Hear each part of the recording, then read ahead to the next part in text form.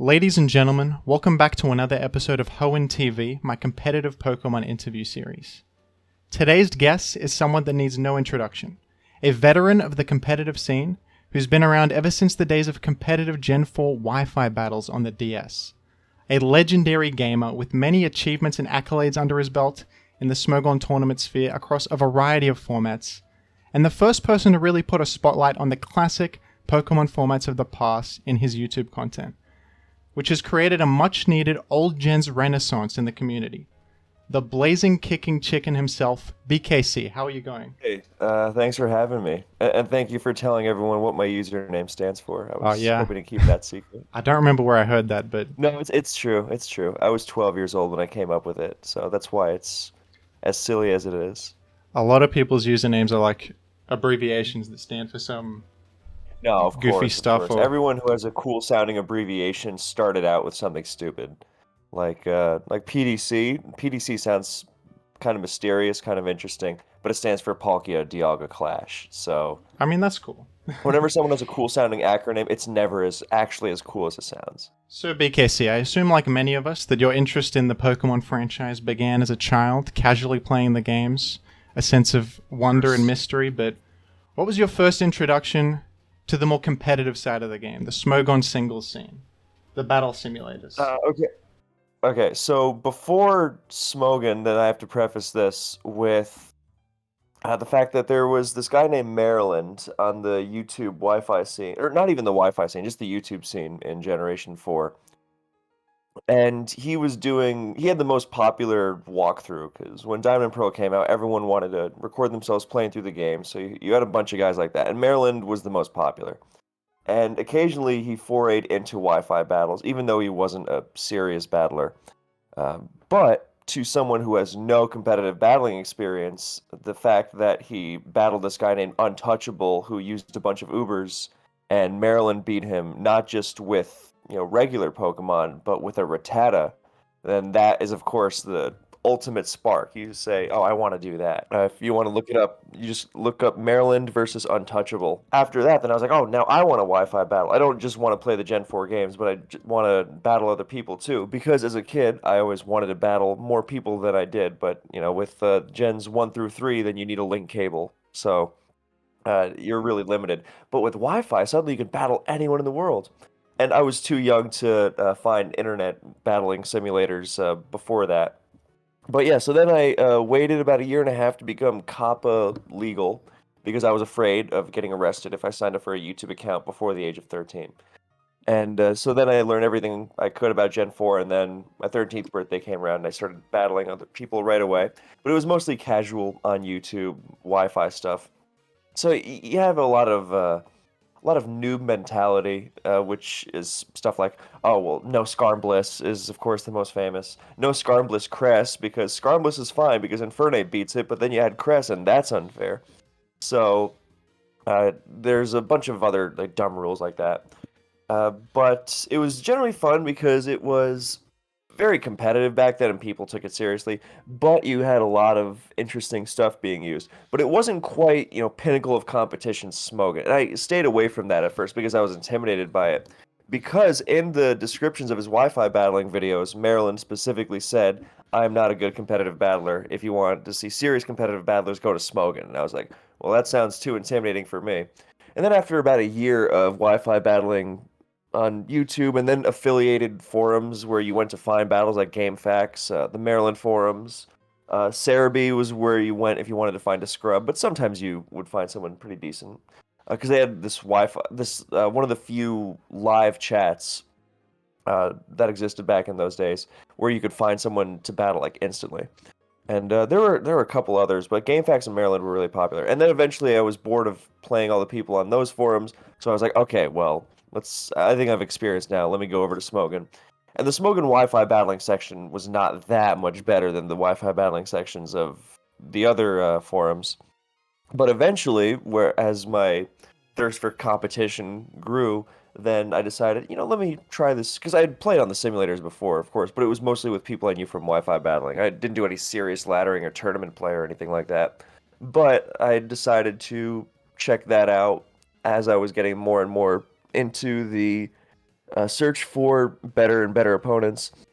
And then I eventually found myself in the Smogon tournament scene, preferring to play on simulators as opposed to Wi-Fi. So I used to have a YouTube channel, which is unfortunately lost to time. But I started abandoning that YouTube channel in favor because it wasn't competitive enough and stuff like that.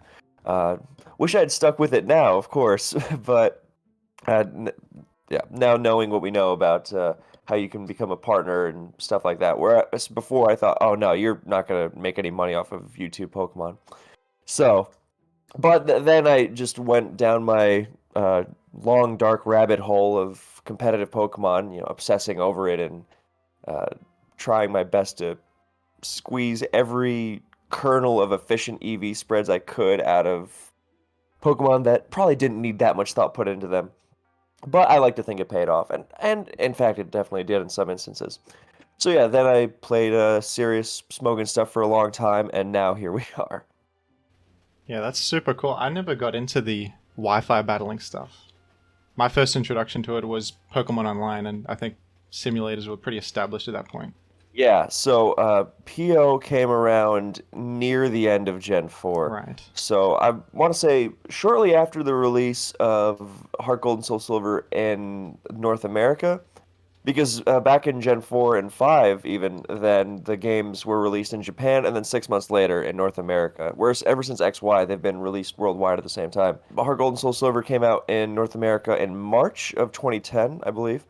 And then I remember hearing about PO for the first time like a month-ish later. And the main advantage was that it was so much more easy to look at than Shoddy. Because the Shoddy battle was, fierce competition and all that. But if you've ever watched a YouTube video of, or if you've actually played on Shoddy yourself, but most people now will have only ever glimpsed Shoddy battle through YouTube recordings of it. And that is not a very appealing interface. So, because you really have to keep up with the log, there's no animation. It's all very instant. There's not a lot to really attract the eye. And then PO came around, and yeah, the PO forums were filled with people who weren't as competitive, but slowly it grew. And then in Generation 5, PO had the only simulator that actually supported Gen 5, where Smogan's simulation team that was planning a sim for Black and White just collapsed. And so we wound up using PO for pretty much the entire generation. Even when Showdown came around, then PO was still used like right through XY even some early XY was played on that. But yeah, I remember the early days of PO as well. It was much nicer because it was easier to follow that way. Whereas on Shoddy, that was a sign of how serious you had to be on Shoddy. You had to really pay attention to every single detail. And I think that might have helped ring out some sense of seriousness. Whereas on Wi-Fi battling, on one hand, yes, you're taking it seriously. On the other, you are playing because you want to have fun with all the colorful Pokemon. So Yeah, that's funny because I think of PO as super bare bones and like Showdown is way above beyond that. But it's funny to think there's a step behind even that to Shoddy Battle. oh, of I've course. seen screenshots and stuff. I don't know if I've seen like a full game, but I know there's like super bare bones UI. Like, If PO is bare bones, I don't even know what Shoddy is. Yeah, because I was like, when PO came out, I was like, oh my God, this is everything we've wanted. And when Showdown came out, I still preferred PO for a while. so back in the days of the Wi-Fi battles, you said like people would frown upon using Scum Bliss. Were there like gentlemen's agreements? Yeah. Anything stally, and Okay. which I think is what I think is interesting is that I initially came to Smogan for the most competitive experience to get away from that kind of mentality because I was tired of playing on Wi-Fi and having people go, oh, you're using too many OUs, and that was a thing people really used to say back in the day. You're using too many OUs. Your team shouldn't have more than three, and even that's pushing it. And in OU games, but yeah, so I originally came to Smogan to get away from that because on Smogan it was like, look, we're gonna use whatever it takes to win, and if you want to complain, then feel free, but nobody's gonna care, and you're going to lose. And I thought, okay, well, if we're playing this to be competitive, then that's obviously the mindset. And over time, as more of the, I don't know, PO slash YouTube crowd, because a lot of that went hand in hand. Then they migrated over to Smogon, and then I was shocked, like even several years ago, when people started actually complaining about stall and certain things being not in the sense of being broken, but just in the sense of being cheap. And I was amazed to see that actually come back to Smogon. I was like, well, if this is now on Smogon, then where is it not going to be? So that's why you see things like, for example, in 2010, then Earthworm was the best and Goki was the best, and they used a lot of stall, and people would go, oh, that guy's stall team is such a pain, but no one would say, oh, well, that guy's not good, he only uses stall. He takes the cheap way out. Whereas now, if someone succeed, or not even now, I'm not even going to make it a, back in my day it was better kind of thing, because that's always silly. But I think this mentality is silly, because that's gone back like, I don't know, 6 years now, at least, where people say, oh, well, he only spams stall, he only spams defense, he takes the easy way out. And before that, that did not exist. It was like, well, if people can't beat stall, then that's on them. It's not because stall is cheap. And I was just amazed to see that mindset, which I enjoyed not being around for a couple of years, just come back. But yeah, on Wi-Fi, it depended on who you were playing, obviously, but it's where some people were like, dude, I just want to play it, we're playing OU, use OUs if you want, I don't care. And I always remember getting the sense of it got to the point where you would feel bad if you brought OUs and beat up some team that was full of UU and NU junk. Like I remember I once had a team with like 4 or 5 UU BL pokes and a Scizor. And this Scizor just tore through this guy's team, which was just full of garbage. And I remember feeling bad because it was so clearly a mismatch. So that's kind of what it was like. I mean, I'm not saying that it wasn't like competitive and fun. Like you go back and look at a lot of those games, and I was like, wow, I did back then I thought we were doing, and then I thought, oh, well, we didn't know what we were doing. And now I go back and go, oh, we kind of knew what we were doing, which I think is nice. But in terms of like the tiering mismatch stuff, and yeah, there was all sorts of, people didn't like using Blissey in general, like independent of Scarm. Like it wasn't really popular to use Blissey independent of Scarm like it might be now. But in general, Blissey was, oh, you're using the cheap Pokemon. Or Breloom, that was another big one. It's like, oh, you're being cheap, you're using Breloom. Not stuff like Salamence, but no, more Breloom, Blissey, and those are the big ones. Even Paralysis Jirachi, which is now, public enemy #1, that got less flack than if you were to use Scar and Bliss on Wi-Fi. Or like a full stall, and what full stall means is different. Some people will see like a bunch of Protect on stuff. People didn't use a lot of Protect back then. Now you see teams full of Protect. I don't even want to imagine what what kind of reactions that would provoke on Wi-Fi. So, yeah, it was very different. It was more casual, but it was just as competitive in a way, if that makes sense. Because it's not like we didn't care. It was just we want to have fun, and there was nothing really at stake. We weren't playing in tournaments for the most part. So, and that I understand. If you're not playing to win at all costs, then it's like, yeah, maybe you don't want to bring Scarbliss to a friendly game, but what are you doing? But if you're playing to win, then it's something else entirely. I mean, every competitive game suffers from that large amount of the player base just hating on whatever's good or whatever's at least immediately annoying to fight or stuff like that. Every competitive game has a bit of that. I don't know anything about any other competitive games. I've heard about it, yeah, for sure. But I don't actually know anything just because I never wanted to play anything other than Pokemon. One of my favorite things about competitive Pokemon is that I think it has made me an excellent critical thinker because of the decade of experience I have of arguing Pokemon policy, which sounds ridiculous, but it really does show you like what good and bad arguments are, and bad faith arguments and all that kind of stuff. And now I find like doing stuff like that in real life is so much easier as a result. I was like, wow, yeah, this is just like when I argued with that guy about why Sandvale was stupid back in 2012. Yeah, of course this makes sense to me. Interesting way to learn debating skills. No, exactly. This was my debate team. All the kinds of infuriating arguments you get into over the years. And how that eventually pays off. I think I had another point originally, but, I lost it. It'll come back to me, I'm sure. Yeah. Something else I was going to ask you is if you have dipped your toes in other competitive games, but I guess you just answered that. Oh, no, no. I just wanted to play Pokemon. No. Oh, no, no. Now I remember. Yeah. So in those tiering debates, then people would say things like, "Oh, well, in Marvel versus Capcom 4, then so and so was so overpowered, and it made the game unbalanced, and this is not like that." And I remember getting really annoyed. Like, why are you bringing that up? That has nothing to do with any of this. But it means I've heard of what other competitive games are like, or that they're similarly unbalanced. That's funny. I feel like the balance of fighting games is totally different to Pokemon because it's like you play one character, whereas in Pokemon, it's Yeah, a whole well, someone metagame. else would always pop into those debates and say, fighting games are not like competitive Pokemon, what are you doing? I would never say anything personally, but the more pertinent competitive Pokemon example is, and this was one of my least favorite things, which, talk about preparing you for the real world, is that a lot of times people in positions of power or influence or people who have the capacity to make change in the competitive Pokemon sphere are often maybe not qualified, although that often is the case as well, but they can make really bad arguments and face no sort of consequences for them. So in this case, in XY, when people wanted to ban Aegislash, which seems like the most obvious ban ever, right? Like, Mm. how could anyone argue against it? How could anyone argue otherwise? It's like, of course it's broken. It's so ridiculous.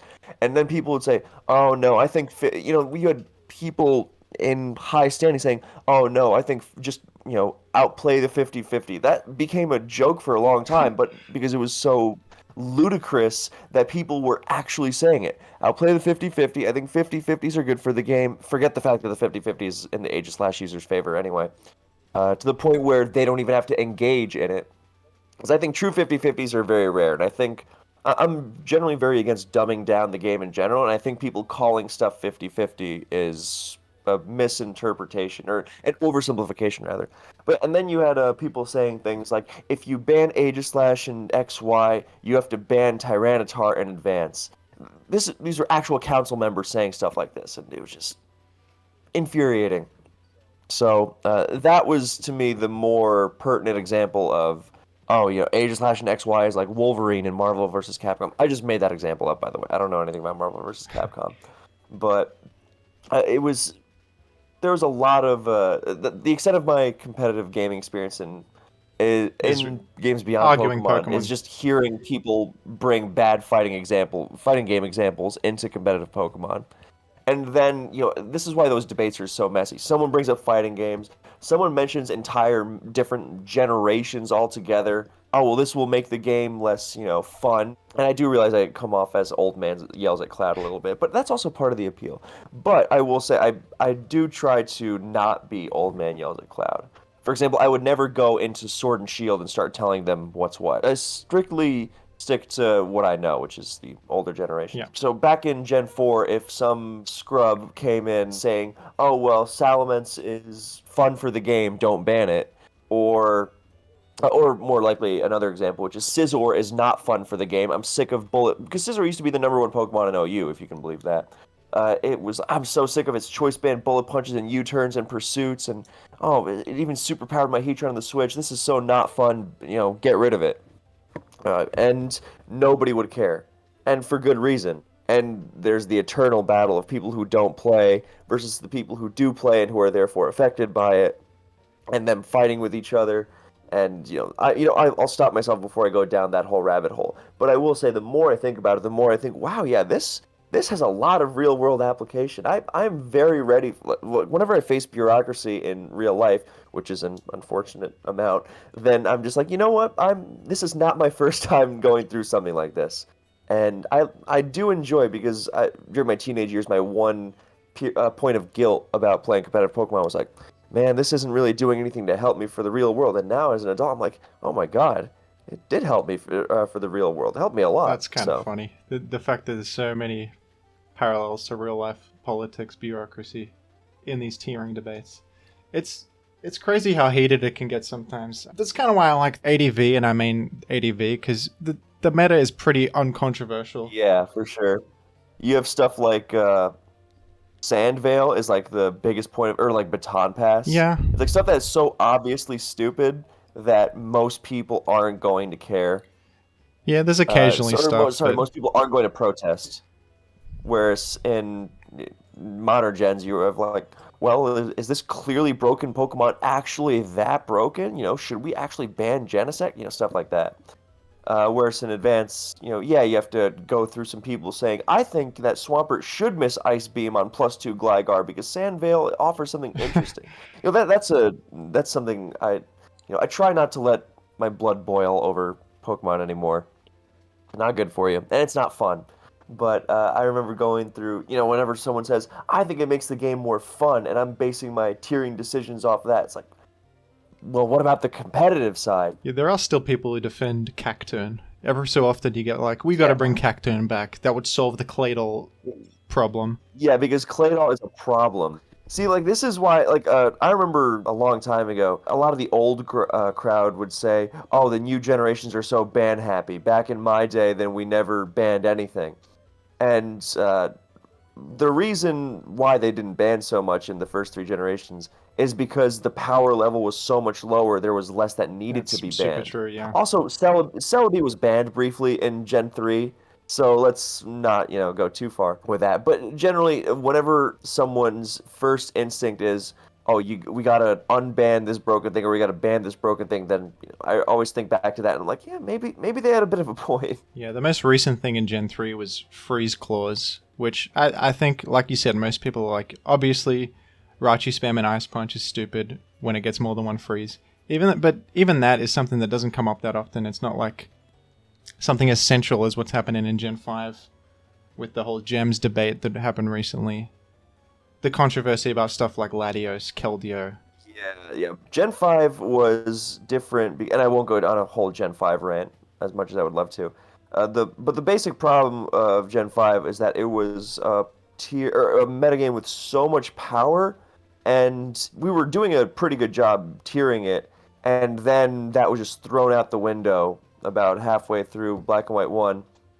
And then from there, we had very inept people in charge refusing to actually deal with the problems that were there. Whereas in Gen 3, there was one guy in charge, pretty much deciding all the tiering, but there wasn't that much power going around because your idea of the biggest, most explosive power hitters in the game are things spamming things like Meteor Mash, which is has a lot of resists, or Rock Slide is a big, powerful stab move. Rock Slide or HP Flying and stuff like that.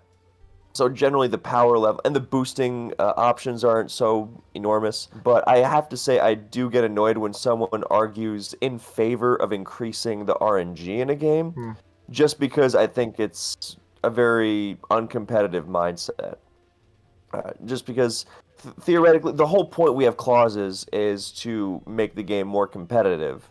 And when someone says, "Oh no, I think it's good that Sandvale or Freeze or whatever," because we had to argue this in GSC too, actually, where people were saying, "No, I think it's good for the game that we can spam Freeze and get Okos just like that."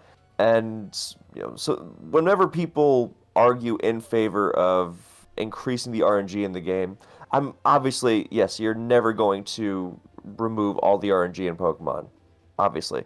But you can limit the kind that's too exploitable. Because in my view, if RNG is so consistent that you can fish for it and have it be game breaking, I think that's big. Because you can fish for Thunder Paralysis in GSC, but you're not going to break the game open with a Thunder Paralysis. And if you can so easily fish for stuff that's so game breaking, like a Sandvale being another great example, then that's a problem. And when people start arguing in favor of that, then I start thinking, all right, guys, we gotta.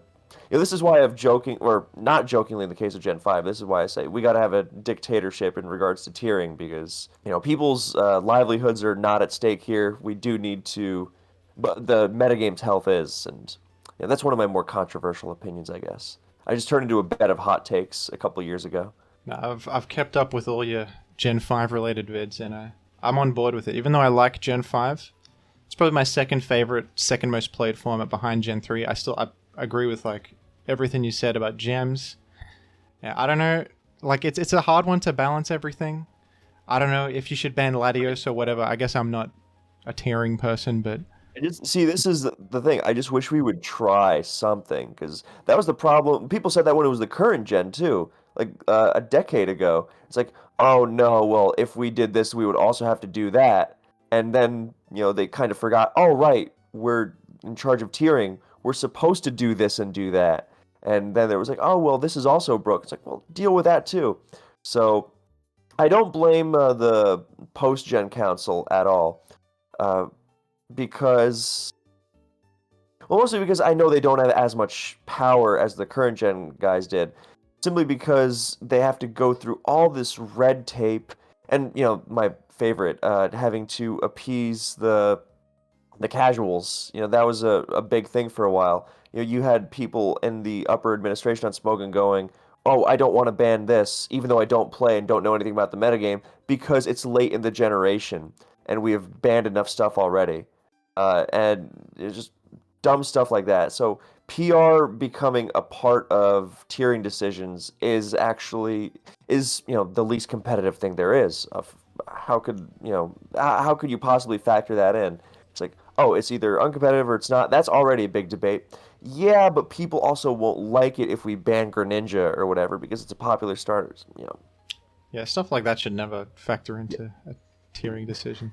Yeah, so that's why I don't blame the or the after XY, or actually it was in Gen 7 that the old generation councils were formed. So I don't blame them because I know they have to get approval, and getting approval on stuff that actually needs to be done, or like 100% needs to be done, is already hard enough, let alone we want to try this because it might be better. Something that's always a red flag in tiering debates is what is the proof that that the metagame would be better without this. It's like there never is any proof. You have to try it.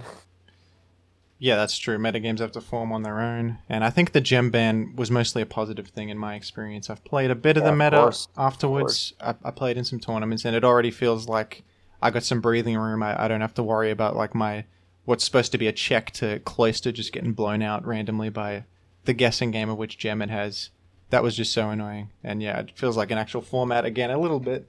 I think people can get pretty, I guess myopic might be the word, like short-sighted, because they think, oh, well, I don't like Alakazam stuff being really good, so I want this around to counter that. Those old tiering debates are burned into my brain, and I think that's a very comparatively new mindset.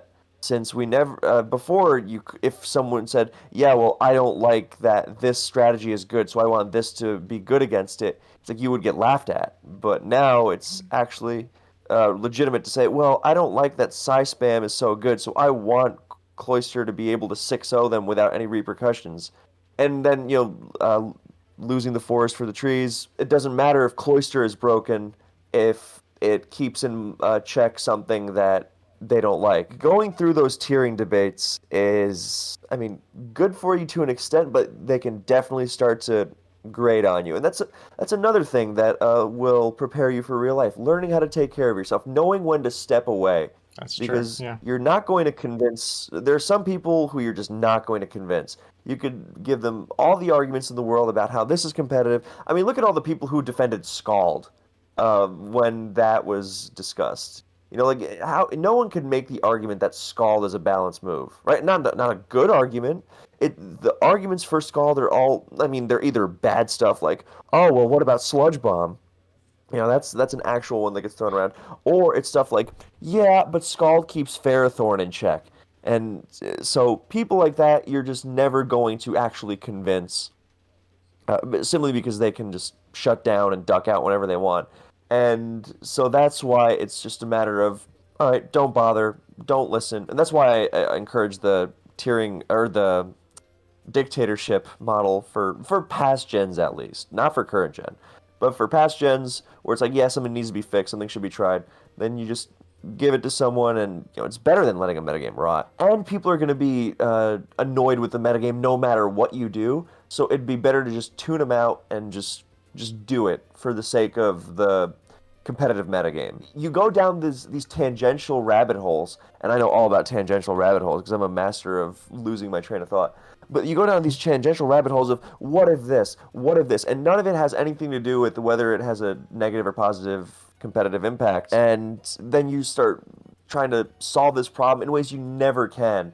And people are going to be dissatisfied either way. So I would just walk away and don't worry about it. Like, yeah, there are some people who actually want to ban or unban so-and-so stupid thing across a number of generations.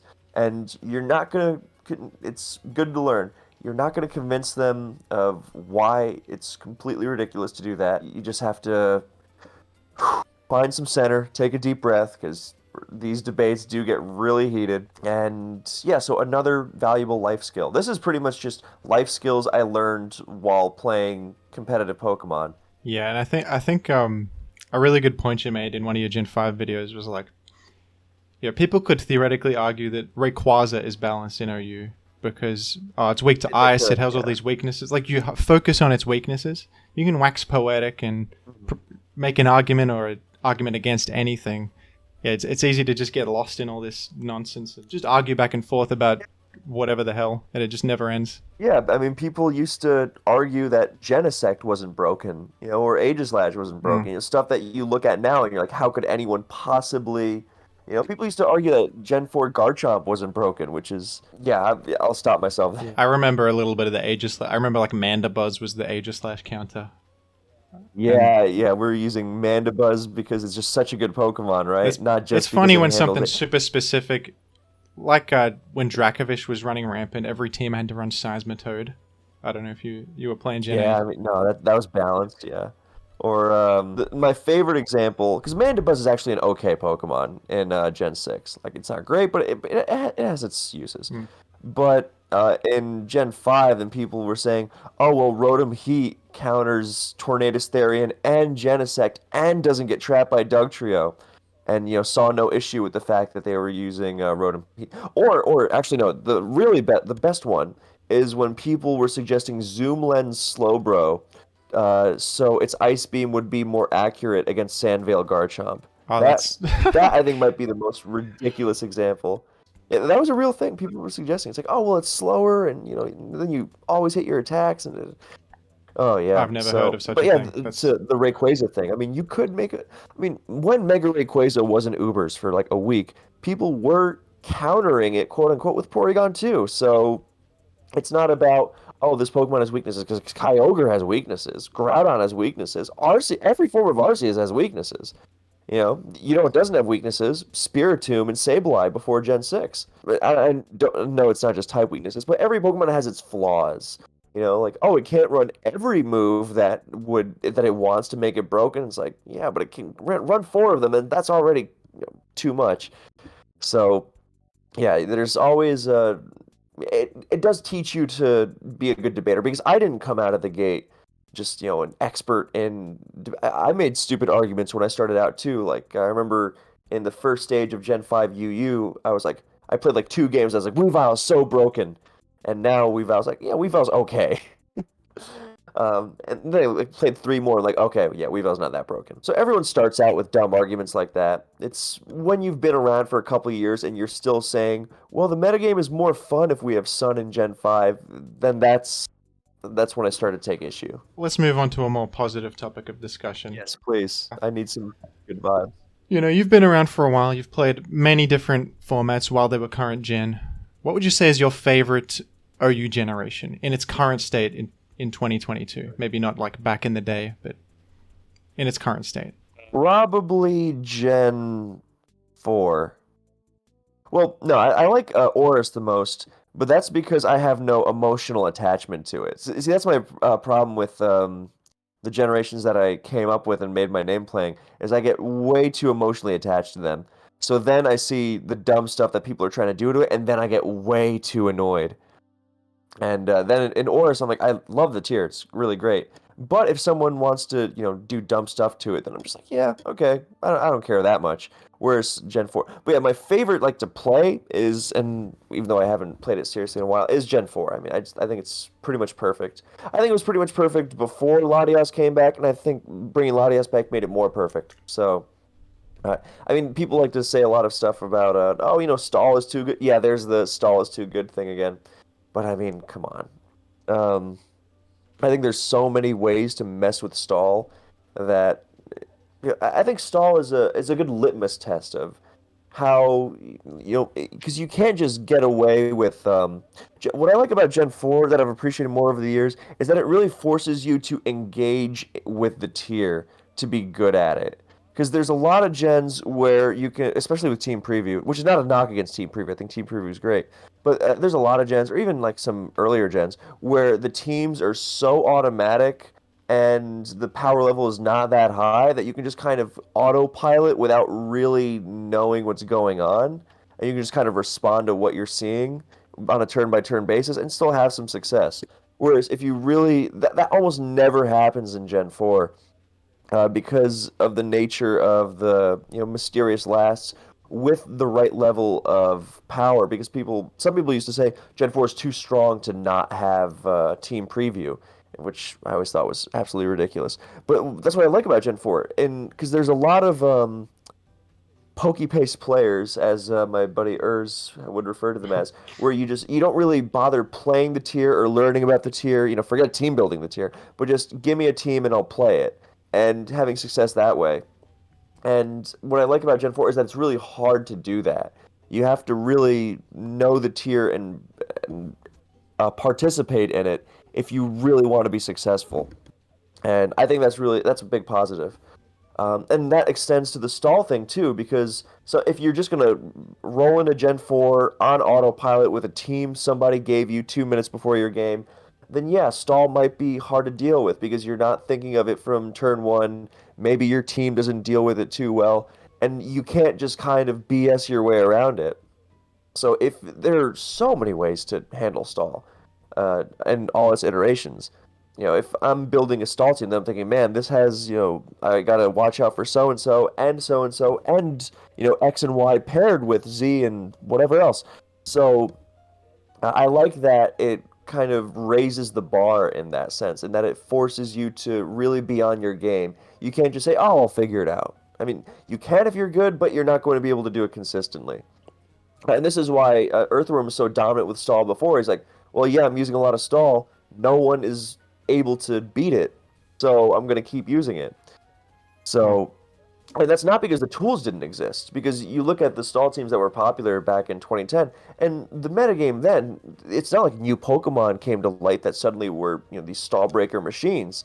And people get really fixated on the one Pokemon stall breaker. It's like, if one Pokemon is shattering stall teams, the stall team is bad or that Pokemon might be broken or something. But generally, it's a team effort. And there were so many ways that you could handle Earthworm's stall team back then, but the general player base was not at that level yet. So, I mean, it wasn't that long ago that people were saying stall is dead, stall is unviable, stuff like that. And then they 180 with stall itself not changing at all. So yeah, I like that Gen 4. I think it's a perfectly balanced metagame. It's got all the options in the world for you to play with. And they're viable, and there's so many ways to be creative and be creative while being successful. Because if you could just like run wild doing anything you want, then there's a question of how much balance is there in this. But with Gen 4, then I think it's got the perfect blend of everything. And I like the unique figuring out the last aspect of it, or lasts aspect of it, because that rewards experience.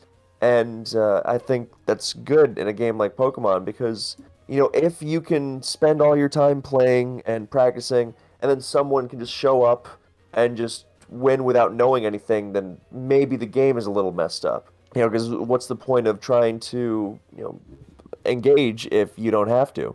And I like that if you engage a lot in Gen 4, then you will be able to reap some sort of reward for it. So I like when metagame knowledge is rewarded as opposed to, yeah, this guy gave me a team and I just kind of blasted through stuff, or I just autopiloted between my counters to everything. Because in a game like Pokemon, as anyone who's ever played it will tell you, what leads to wins is not always characteristic of skill. I mean, I'm not talking about going for hacks, because learning the RNG and abusing it, manipulating it, all that, that's obviously skill. But I mean that the player who is more skillful, and obviously you can argue this to death, about, well, what constitutes skill in this context. It's a game by game thing. But the general idea is that one player can be a lot more skillful and still not bring home the win. So, and that's why I have such strong opinions on tournament formats that should allow to balance out the more RNG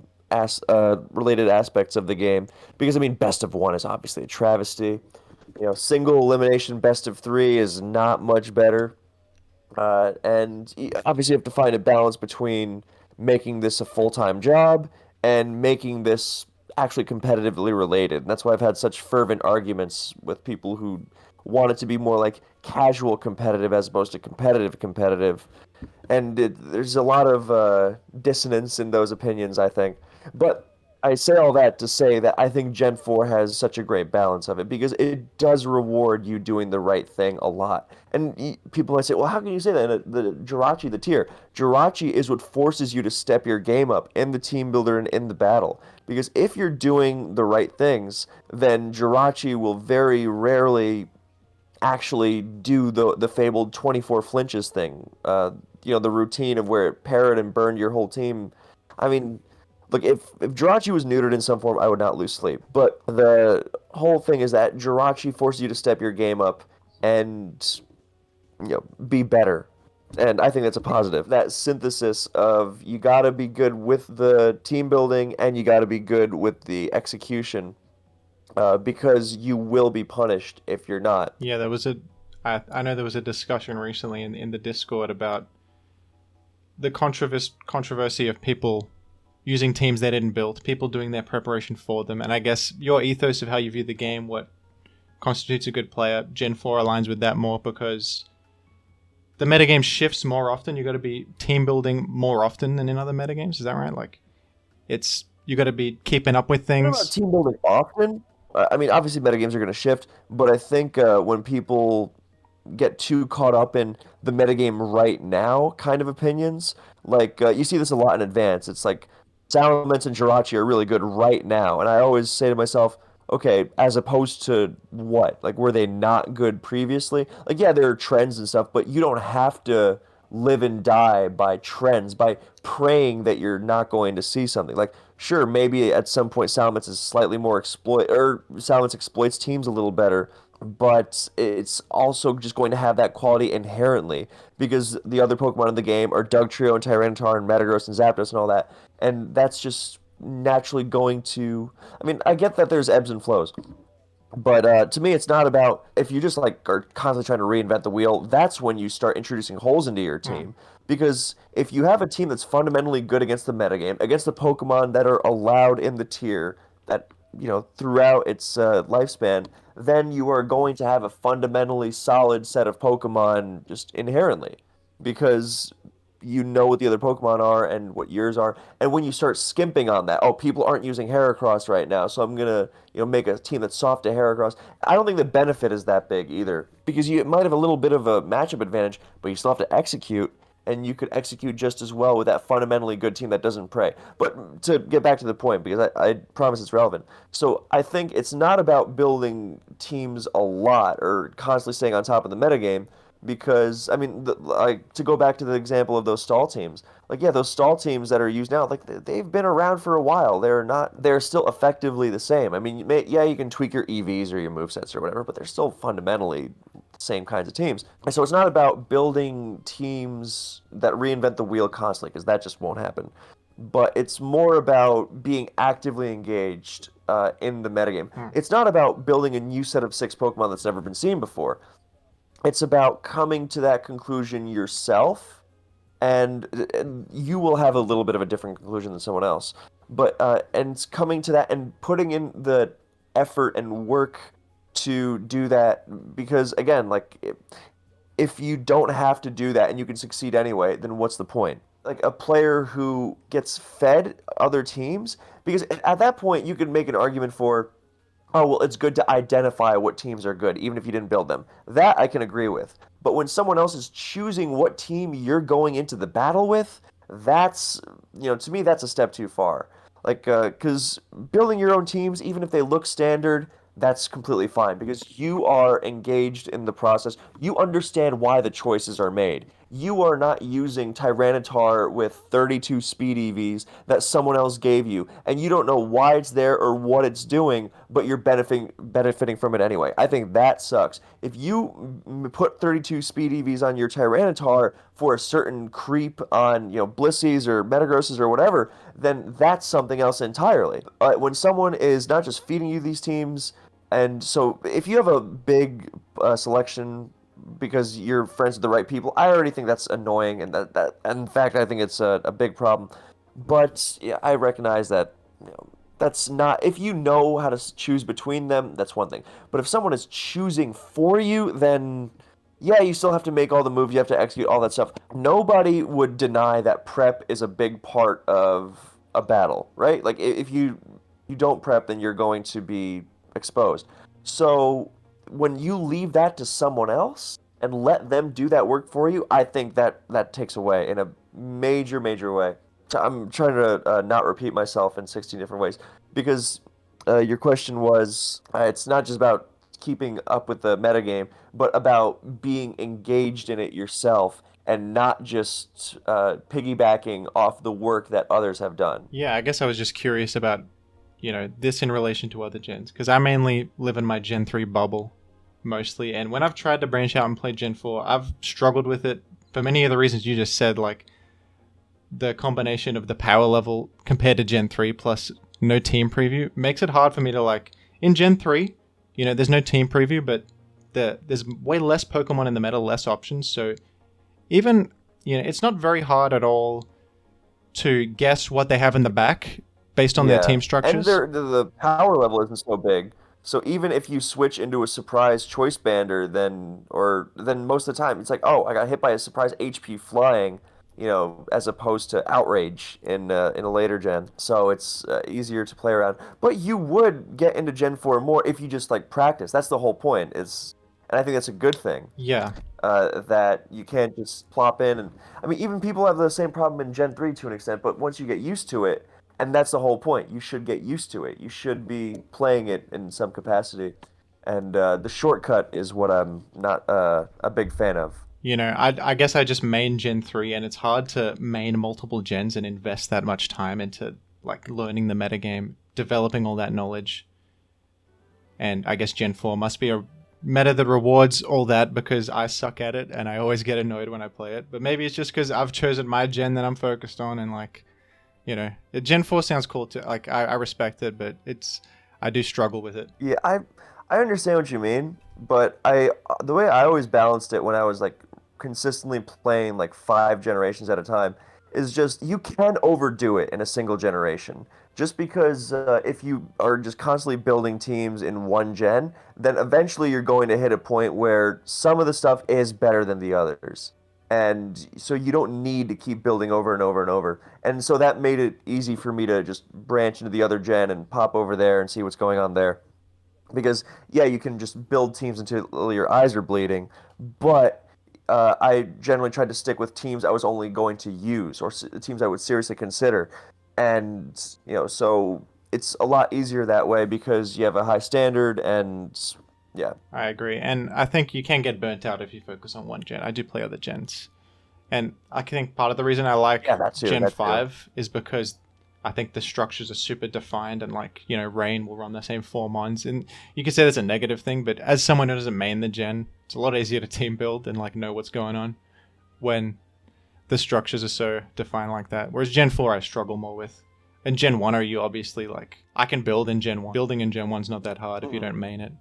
Yeah, I mean, that's another nice thing about the early gens, like Gen 2, for example. It's like, it's not the limited pool of Pokemon. As you get, like, into the newer generations, as there's more and more, and then there's more options to consider. I mean, sometimes even literally in the sense of, in the first 2 gens, you don't have abilities. Gen 1, you don't have items. And unless Pokemon, obviously, then it's easier to jump into that, especially because it's been so established at this point. So you have a lot of reference points which is nice. It's easy to, because I would never fault someone for piggybacking off of what some successful player tried to did. Like, oh, I see that. Because I mean, when I was watching Earthworm play, then the thing is that whenever I tried to copy Earthworm's teams, they would never feel as right as when I tried to take something Earthworm did and then put my own spin on it. And I don't say that as an ego thing, like, oh, well, my style is the only one that suits me. There are other people's styles who suit me, but it's more about finding what works for you as opposed to just putting all your reliance in what someone else does. Number one, if you succeed, then you're not succeeding partially because someone else did the work for you. Number two, if that person's style works or doesn't work for you, then you're leaving it up to that. Because if I had just stuck with copying Earthworm's teams, then I would never have as much success because then I'd just be, a worse version of Earthworm. But if I take things not just from his teams, but the way he played too, that was a big inspiration. And just the way that he considered these options that you would never think about most of the time, that really made me think, oh, well, let me be more considerate of other options. Now, whenever I make a mistake, then I'm just like, I didn't consider all my options. That is not the Earthworm way. And if I could have, because I was so set in this, it's either option A or option B. And I never even stopped to think about options C through F, for example. And one of those was probably, yeah. Yeah, sorry. Just remembering, also I just saw something annoying on Discord, which distracted me for a second. So, point being that you shouldn't just be copying from someone else. You can be inspired by someone. I mean, I'm not trying to like gatekeep or set limits or anything like that. That's wrong. If someone else has a team that you really love and is really sweet, then sure, go for it. But I would also encourage that you try and make it your own. You are not beholden to their choice of EV spreads or movesets or whatever. So, yeah. I think it's much better if you are inspired by what those other players do and try to incorporate it into your game, because what works for you might not necessarily work. This is a problem that a lot of people had with Heist, actually, or Babidi 1998, or the Grand Babito, or whatever name you know him by, because he had a very idiosyncratic way of team building and playing, and then other people would copy his teams because he's a great player, one of the best, and he has so much success, and then they would just fall flat because they don't play like him. They don't know why the choices were made in the team builder. And so it wasn't so plug in and play that they could replicate his success with it. But when you took ideas that he had and incorporated them into your own team, then you generally had a lot more success because you weren't just trying to be a discount version of him. You were taking the good ideas he had and then pairing them with the good ideas you had, and so on and so forth. Yeah, I definitely fully agree with you on these points about, like, to me, team building is like the most rewarding, or not the most rewarding, I guess. It's half team building, half in-game decision making, but team building is half the fun. Like theory crafting stuff, making sense of the meta your own way. It's a form of expression. Like, in a tournament like Callus Invitational, we see so many interesting builders, so many different types of teams. Like, for the viewer, it's great. For the player, it's like better all around when people are experimenting, building their own stuff. And yeah, like you said, you can take inspiration, you can be inspired by other people's teams, but at the end of the day, the team choice should be yours. The preparation should be your preparation, in my eyes. There's no rule saying you can't have an underling doing all the work for you, preparing all your teams, but to me that sucks the life out of it a little bit, and it's like, what are you even playing for? In my eyes. I mean, people can do what they want. I mean, some people just want to show up and play, which, I mean, it's fine. I understand that, but if you just want to show up and play and you don't really want to invest in the team building side of it, I mean, that's fine, I guess, if that's your prerogative.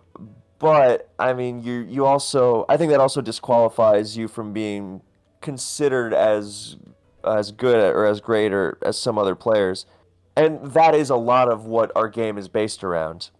As it's about the discussion of who did, who performed well and who did so and so. And I mean, if you're also, first of all, if you're gonna be involved in competitive Pokemon to this extent, then you are going to have a lot of time on your hands, right? Or at least enough time that you feel like messing around on Discord and just hanging out and like leisure time, right? So the idea that no, I don't have time to, it's like no, you don't want to is the thing. And if you don't want to, then that it's like sure, you don't have to. No one's going to force you into, building your own teams. But I think that it's people shouldn't be given a pass for not wanting to and just wanting to take a shortcut. Yeah, I guess it depends on what you're arguing, like who's influenced the format the most. It's going to be who's building the best Yeah, teams and I think exactly. Like the influence thing is big because the people who build their own teams are the ones who then wind up shaping where the metagame goes. Whereas because even if someone else is the one using the teams, then it's still the original builder's team that is shaping what's being used. So and I played in Retro Cup recently and I really enjoyed the collaborative team building process there. It's something I haven't really done before. And that can be really fun too.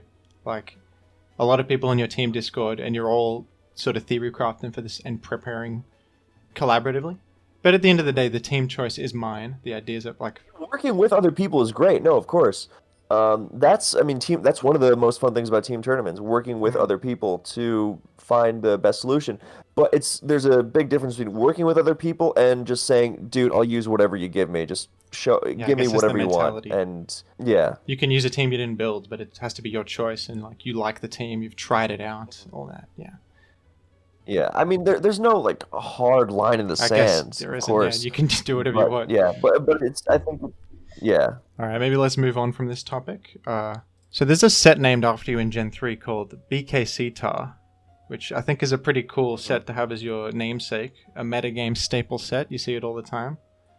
But I'm wondering if there's a set you've built that maybe isn't as well known as your particular set or isn't as popular as BKC Tar, but that you're proud of, you think is a cool... Like a set I've come up with that isn't like attributed to me as much. Yeah, I do wonder, like, there's always debates about, like, who really came up with this set. You see, like, there's, like, Astarachi, but... Well, Astarachi used to be called Danilo Rachi because everyone thought Danilo came up with it.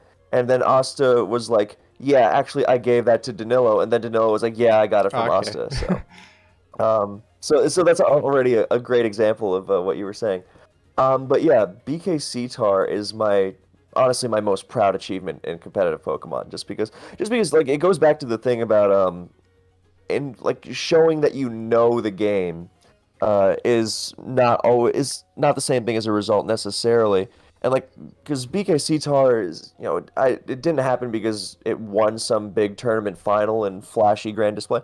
No, it's just like, yeah, I needed to put this on a team, and then I wanted to putting it on several teams, and the fact that it's named after me is cool because when I was first getting into Advance, then I saw people referring to Sub Punch T-Tar as Viltar, Veteran in Love Tar, and I was like, because I knew Veteran in Love was one of the greatest players ever, and I was like, this guy is so good and has had such an influence on the Advanced metagame. There's a set named after him. That is the height of everything. Like there is no doubting what this guy has done for the tier. There's literally a set on the best Pokemon named after him.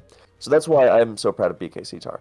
But besides BKC Tar, in 2014, I started putting Mach Punch on DPP Breelooms. Oh, that was you? And before that, it was only just that was yeah right. See that's why it came to mind because people don't call it BKC Loom. Unfortunately, as cool as that would be, even though they both start with B's. But yeah, so and then it wasn't long after that Mach became like the standard Breloom, and it completely changed the avenues you had in team building because of how much it helped you check, not just directly in terms of like agility and Empoleon and DD Tar or whatever, but just in terms of how, oh, well, that Pokemon is at 10%, but I got Mach Punch Breloom, whereas before, one of Breloom's biggest problems was that yeah, Sub Punch is terrifying, but it needs a sub, and it's slow, so it can't always, it can kind of drag you in late game scenarios against faster teams. And I was like, no, yeah, I have Mach Punch Breloom. Yeah, that Heat Train at 30% is no problem. Stuff like that. Oh yeah, the Infernape dropped its defense, and now I'm gonna, pick it off with Breloom. Yeah, whereas before, stuff like that did not exist at all, and it made dealing with things so much easier. So yeah, I would say Mach Punch Breloom is the first thing that comes to mind. I'm sure there's something else, but just to keep it brief, then I will say Mach Breloom. Oh, this wouldn't have like a big metagame impact or anything, but I was using HP Flying Rotom Wash for a time in DPP, and it didn't take off, but it was at the height of the Breloom craze, and that actually had some awesome tournament moments. And that one just made me feel good about myself. I was like, yeah, I know what I'm doing. But yeah, to answer your question, mock Breloom for The sure. BKC loom, as they call it. Yeah, they should. Yeah, they should. I think Jirachi called it that once, and then everyone was like, "No, it's just standard Breloom now." And I was like, "I guess that's a compliment in its own way." I guess it's just like one move slot, whereas BKC Tar Yeah, is a whole different. it just became the yeah because it became the Breloom set as opposed to BKC Tar being. This makes me feel so arrogant, by the way, just referring to it in the third person like that. But yeah, it's just because BKC Tar is one of many T-Tar variants. Well, I hope one day to have a gym Tar or something. You know, it's not going to happen because you force it. Because you know what I noticed? Because back in days of Gen 4, then Torment Heatran was a big deal. That was revolutionary. Then in Gen 5 OU, Stone Cold is the guy who came up with Sub DD Dragonite. Like that, the Sub DD Roost Knight that everyone's like, oh, that's the devil. Yeah, that was a Stone Cold set. And I know for a fact that that's one of Stone's proudest achievements in Pokemon, having a set that, is his own and that has had such devilish influence on the metagame. But you can't force Yeah. it because I've seen a lot of people come up with like trying to do the same. Like, oh, I came up with this wacky new Dragonite set, and I'm gonna call it, whatever Knight and stuff like that. Or, let's pretend there's a guy named John who came up with a new Salamence set. He's like, yeah, this is John Mence, and I'm just like, all right, if it's gonna happen, other people will name it for you. For example, UD-Tar is Yeah, another the great mixed Tar. example because the standard Mixtar now is an original UD set that did not exist before. So, and it took a while for people were saying Mixtar, and we were like, wait, no, yeah, UD invented this. This is the UD Tar. So you have to, but if UD had gone around parading the T-Tar set as, yeah, this is UD Tar, I invented it, I have revolutionized the metagame, even though he very well could have, because he did. He just said, no, yeah, this is a cool T-Tar set I've been using. So, and I mean, people saw it before he started talking about it. So it just kind of has to happen naturally. And I mean, there's plenty of sets that people did invent that aren't named after them, maybe because they don't roll off the tongue or whatever other reason. Yeah, that's another thing. Like Asta invented, well, Asta's invented like a million different things. Oh yeah, But I guess it doesn't roll off the Astarachi rolls off the it tongue does pretty sound well. good. Yeah. But like Salic Metagross or like Sing Blissey or like a million other different things, then they don't roll off the tongue as well. Or like even standard offensive Swampert now, the Hydro, Ice Beam, EQ, Focus Punch, that is an undisputed set. No one calls it undisputed Pert. Probably because Yeah. it's too long and it doesn't sound so good in your head, or even if you called it undispert, which actually sounds pretty good. I don't know why no one's come up with that before. Then, but that is you can trace that set to one guy. So Well, the history books know it was him anyway. So yeah, of course, of course. And if the history books don't, then I remember and I'll make a video about it. there you go. So that's the main purpose of my channel. All right, I think we've talked enough about Pokemon. Very in-depth stuff. Thank you. But Of course, my there's pleasure. more to you than just Pokemon. I believe you're actually a film student or an avid film enthusiast at least. You talk a lot about movies on Discord and in your videos. Enthusiast, yeah, because I went to school for psychology. I didn't go for film because I didn't realize I liked movies until I was almost done with school, and I was like, well, I'm not going to start over. I'm going to finish this stupid degree. But yeah, so then I went to my self-taught film school, and now I'm trying to make a movie. Awesome. So get excited for that because in a couple months I will be plastering it all over the internet. But yeah, so I have a lot of different interests, but movies are the primary So you're one. like self-taught then? Yeah, for the most part. Because I mean, it's easy on the internet because you just watch a bunch of movies, and then if you don't understand something, you can just Google it. It's not like I have to go to a library and read some official critic breakdown of L'Avventura or something. But now you just Google it and it's like, oh, okay, I get it. That's why that's the kind of thing. And then through doing that over and over, then you kind of learn to think that way or learn to have an open mind and stuff like that. And then it becomes more natural. Like a lot of people were saying that Nope this year really confused them, and I didn't get the point of so and so. And this is not me, bragging about. No, I understand because at first it was also a little, confusing to me. I was like, I'm not sure how all this ties together. And then, I just thought about it for a while, but that's because I've been doing nothing but blasting my brain with movies and, thinking about how to think about them and stuff like that. So, but that in a sense is just like Pokemon. It's Mm. you train yourself to think like that. Like to go back to the Earthworm example for 2 seconds, it's like, oh, well, you always think, well, I either have to attack or I have to use this move or I have to switch to this Pokemon. But what happens if I this? And so my self-taught movie watching thing is just reading on the internet and then watching more movies and then reading on the internet and then watching more movies and yeah, now it's just but the thing about movies also just like Pokemon is that every time you think like a lot, then you very quickly realize, oh yeah, there's a lot more out there for me to learn. So every time you get a little arrogant, it's like, yeah, I know what I'm talking about. I've seen the big directors. Then you're like, then you find something, you're like, yeah, okay, never mind. This is humbling, and it's great because it really forces you to put aside your ego. Because I mean, that's another thing I like about movies. Because when you get really indulgent in the competitive side of Pokemon, it can be really, it's a hobby that's not fun. It's like then you're like, oh God, I gotta do my hobby today. Oh, I hate this. That's a lot of competitive players go through that. They're just like, I can't wait to be done with this. I can't wait to be done with my hobby. I to quote the great Calvin and Hobbes or Bill Watterson, Calvin and Hobbes, he's like, the secret to enjoying your job is to have a hobby that's even worse. And I'm just like, I don't want that. I want to have a good hobby. Well, for me, it's like a little more than a hobby. If I'm trying to make a movie, obviously, it's I'm taking it a little further. But the point is, it's supposed to be fun. You're supposed to enjoy it because in the fun, you find a bunch of human experience, all that other stuff. I'll stop there. But yeah, so watching movies is nice because there's no competition to be had. I'm not arguing with other people over who has the most correct interpretation of Stalker, or I'm not competing to see who can blast their brains with the most movies per year. Because I know as much as I watch, there's going to be some guy out there who's just, got more discipline than I do. Yeah, so that's another thing I like about it. But in general, all of life and beyond what you thought life could be is in movies. And this is not to say that movies are a substitute for real life. That is dangerous. But, sometimes you're not always going to be in a position to, go to space and, encounter some sort of terrifying cosmic entity.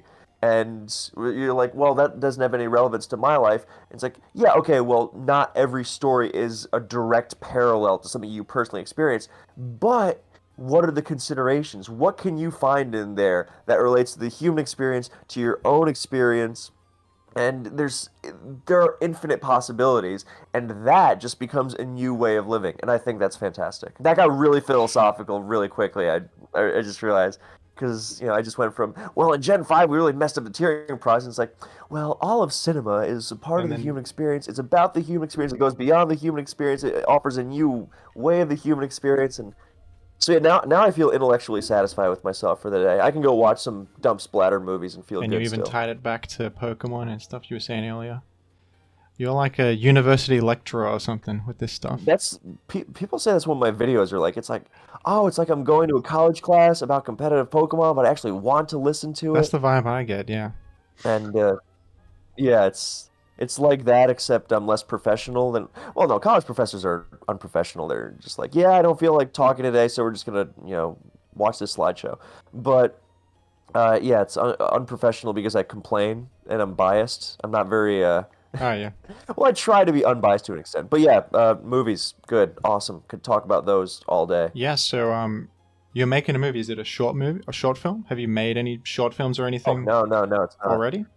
No, I have not made anything yet. I want to make a feature right off the bat, just because. Well, part of my movie is actually about this, but because one of the things that frustrated me most about COVID was about how much time was taken, and how much time was just spent sitting around doing nothing, and so it's partially making up for lost time, and that's why a lot of the frustration in the movie comes from, about how the way of how poorly it was handled is not just bad because it was outright dangerous, even though it was, but because it was even the people who were not directly affected by COVID in some way, then they had so much of their lives just taken from them.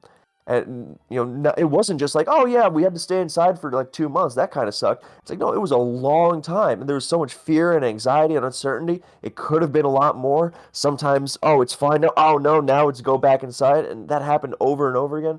So I say that to say that I could have made like some shorts or whatever, but there's so much time and effort and money that I figured, you know what, we're just going to go right for I just want to go right for the feature. And because it's independent, then it's not like I'm just going to instantly have the money. So there's a lot of ways to try and get funding for it, obviously. But this is where I'm turning to the YouTube crew. I was not planning for this interview to turn into a plug, by the No, way, but naturally. it just happened so naturally.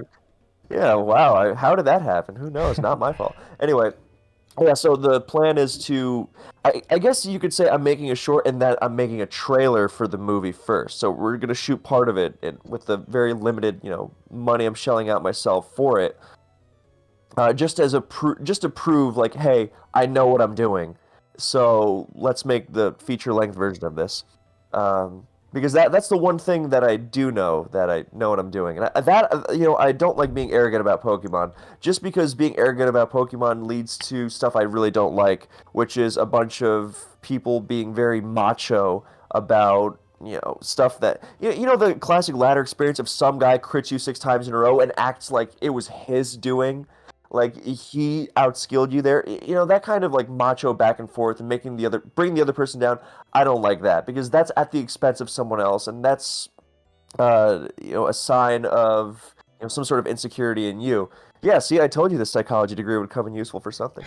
But it's more that for this I have to know what I'm doing, because I don't want to waste my time with something that is going to be bad. I have to know why something works, why something doesn't work, and then bring it all together. So, and then I have to show that I know what I'm doing, which is where this trailer comes in, and then we come back and do the full thing. Yeah, so that's why it's a feature, because and that's why it's partially about that whole, there's a whole big chunk of life that was just ripped out because people were so selfish that I'm trying to ride the line between blaming people, the idiots, for messing up COVID further, and being like, yeah, well, everyone was scared and so on. But when it affected the entire world and was just ruining people, or really messing with people's lives, sending them to really dark places, really just taking things away from them, then it's hard not to be at least a little indignant. And part of this movie is about that. Yeah, that's awesome. And then there's a lot to explore with everything that happened with COVID. I'm sure a lot of art is going to be inspired by all that stuff. Yeah, like it's partially it's not just going to be sitting around. It's like, wow, COVID is really depressing, right, guys? Yeah. Because it's partially a cathartic experience. We're very much a cathartic experience, because without giving too much away before the trailer, it's on one hand it's a very unoriginal premise in that there are COVID zombies, right? Like, and on the other hand, that's what's so fun about it, because you can have the most unoriginal premise in the world, and then the way it's executed is what makes a movie great. Because think about like movies that are great and then movies that are bad. A lot of them have very similar concepts. Like The Godfather and like Donnie Brasco, for example, are not that different just based on the premise, right? But I'm not saying Donnie Brasco is bad, but there's a reason The Godfather is The Godfather. It's because of the execution. And I think a lot of people now will almost brazenly kind of brush off a movie based on its premise or its subject matter, which I think is a shame, because it's about the execution that really counts. So yeah, we've got COVID zombies, but it's not just a hand-waving morality thing. It's a character thing first and foremost. And it's a cathartic experience, because why are there COVID zombies? Well, part of the reason why COVID is so scary, and this does feature at the beginning, is that it's uncertain. You don't know. This thing is, we have people working around the clock just to try and get a vaccine out, just to try and contain this thing. You have to shut yourself in your apartment for an unforeseen amount of time. It's not like, go in and by the end of next month we'll be fine. It's like, oh, we might have to be here for a really long time. All this stuff. And part of what makes it so anxiety and nerve-wracking is that you don't know, and there's nothing you can really do to, you can't put a face to it, you can't put a physical form to it, you can't beat it somehow. It's not like you can just take your gun out and shoot it, to use the most American possible method. But you have to. So when there are COVID zombies, then finally you have like a distinct physical form that you can actually take all your frustrations out on. Because when you're frustrated during COVID, then you might take your frustrations out on the wrong people. Like if you're living with someone, you're sick of being inside all day, you see them, every waking hour, and suddenly you might not really be annoyed with them, but you don't have anywhere else to direct your frustration to. And so with the COVID zombies, then you finally have this place where and this is where it's going to get completely, over the top, because I think a lot of blockbusters today are very afraid. Everything Everywhere All at Once being a welcome exception, of course. A lot of them are afraid to go too wild. I'm not saying this is going to like bend your mind or anything, but with COVID, there's a lot of pent up frustration and anxiety and uncertainty and just fear and even anger, and finally there will be a place to release all that out on, because now you have a distinct form. Oh, that thing is coming right at me. It's a matter of life and death, but I'm also really annoyed, so now I can smack that zombie in the face as hard as I want. And it's not just protecting myself, it's finally being able to release all that stuff that's accumulated over the past however many months. Yeah, I mean, like you said, no matter what the premise is, if your heart's in it, if you believe in it, and if the execution's good, people will respond well. I think you're going to see just how much I bleed movies at this point, because it's just every bit of, because this is not uncommon for anyone trying to make an indie movie. It's like, well, you're putting a lot into this. This is not just like your regular job. You have to put everything you have into it, and that's why a lot of indie debuts are so ferocious or fiery, because people are like, oh, it's just a movie. And then for other people, it's like, no, this is a matter of life and death. I'm putting everything into this. I'm literally putting everything into this. I play a zombie who gets in a giant kung fu fight, and I get kicked around real good. So, yeah, nothing is off limits for me to just make this thing happen. Because there had to be a zombie who does kung fu fights and gets kicked around real good. And I was like, well, I don't want to ask anyone else to actually get kicked around, so I guess it's going to be me. Also because I can't actually act, but I can be a good zombie, so.